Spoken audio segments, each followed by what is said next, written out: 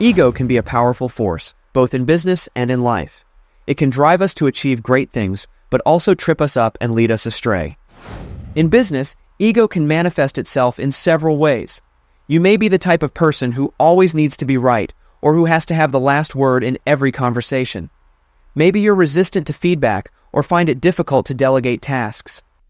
All of these qualities can make it challenging to run a successful business. Before we talk about the impact of ego, let's define it. Defining ego in business terms is tricky. Ego is largely intangible. You can't point to it or touch it. It's more a state of mind than anything else. Let's define ego in business as inflated self-importance. Individuals with big egos tend to think they're better than others and act accordingly. They might be quick to anger or slow to forgive slights, real or imagined, and their need for approval can lead them to take risks that are only sometimes in the best interests of the business. While having some ego is essential for success in business, you need to believe in yourself and your ability to achieve goals. Too much ego can be detrimental. Individuals with oversized egos can be difficult to work with and might make poor decisions that put the business at risk. 5 ways your ego is killing your business. Ego can make you resistant to feedback. If you're the type of person who always needs to be right, then you're likely resistant to feedback. This can be a major problem in business, as feedback is essential for learning and improvement. If you're unwilling to listen to what others have to say, then you're missing out on valuable perspectives that could help you improve your business. What's more, this resistance can come across as arrogance or defensiveness, neither of which are qualities that will endear you to your employees or customers. Ego can make you miss out on opportunities for learning.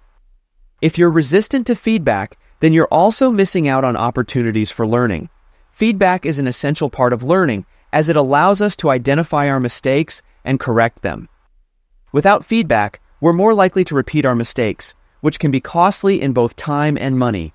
What's more, learning from our mistakes is essential for personal and professional growth. Ego can make you difficult to work with. If you're the type of person who has to have the last word in every conversation or who always needs to be right, then you're likely difficult to work with. This can make it difficult to build strong working relationships with your employees or customers. What's more, this behavior can come across as domineering or condescending, neither of which are qualities that will endear you to others. Ego can make you poor at delegating. If you're resistant to feedback or always need to be right, then you're likely poor at delegating. This can be a major problem in business, as delegation is essential for efficiency and growth. When you delegate tasks, you're able to focus on the most important aspects of your business while others handle the less important tasks. This allows you to use your time more effectively and grow your business more quickly. Ego can hinder your personal and professional growth. If you're resistant to feedback or always need to be right, then you're likely hindering your own personal and professional growth. Feedback is essential for learning and improvement, so if you're unwilling to listen to it, you're not allowing yourself to grow. Moreover, this behavior can stunt your personal and professional development, as you're not learning from your mistakes or taking the opportunity to improve your skills. Ego can be a massive problem in business if it's not kept in check. By learning to counterbalance your ego, you can avoid many of the pitfalls that it can cause. I'm offering a complimentary coaching session to CEOs. If you're accepted, you'll receive a one-on-one coaching session with me at absolutely no cost or obligation. Due to my current commitments, I'm only able to accept a modest number of requests for coaching.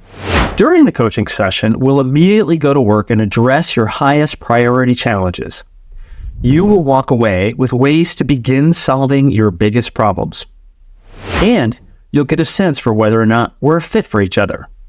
To see if you qualify for this coaching session, visit the website currently showing on your screen, or click the link in the description below. Thank you. This is how to balance your ego. First, focus on learning.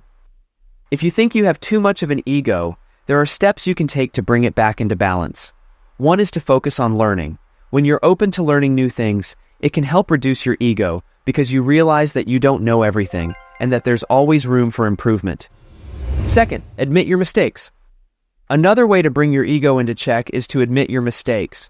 This can be hard for people with big egos, but it's important to remember that everyone makes mistakes and that accepting them doesn't make you weak.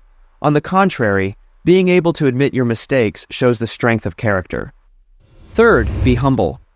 Finally, try to be humble. Humble people tend to be more likable and approachable, which can make it easier to work with them. And being humble doesn't mean you have to downplay your successes. You can still be proud of your accomplishments while being humble at the same time. Learning, admitting mistakes, and being humble are all good ways to keep your ego in check.